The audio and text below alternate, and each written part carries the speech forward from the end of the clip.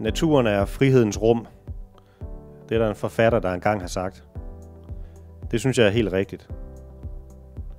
Jeg bruger Amager Fælled både til motion, til at gå tur med hunden og til at lege med mine 3 børn.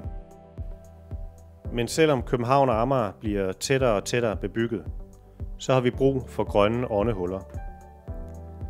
Derfor kæmper jeg for at bevare de grønne åndehuller og Amager Fælled. Det er også derfor, jeg har arrangeret motionsløbet Løb for Amager Fælled, som er en protest mod, at vores natur bliver nedprioriteret. Jeg har altid kæmpet for retfærdighed. Jeg er vokset op i et stort socialt boligbyggeri i Vejle, og har fra barns ben oplevet uretfærdighed og arbejdsløshed. For mig er det helt klart, at man selv skal kæmpe for, at vi har et godt og et retfærdigt samfund.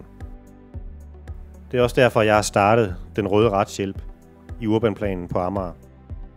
Her hjælper jeg sammen med en håndfuld jurastuderende, folk som er blevet sat ud af deres lejligheder i strid med reglerne, eller som i årevis er blevet forfulgt af inkassofirmaer. Jeg bliver rigtig glad, når vores rådgivning faktisk hjælper folk med deres problemer, og det gør vi heldigvis tit. Det er en stor tilfredsstillelse for mig, at en idé, jeg har fået, faktisk bliver ført ud i livet. Det gælder både for Den Røde Retshjælp og for Løb for Amager Fælled. På den måde så flytter politikken ud i virkeligheden, og man får skabt nogle konkrete resultater, der betyder noget for folk.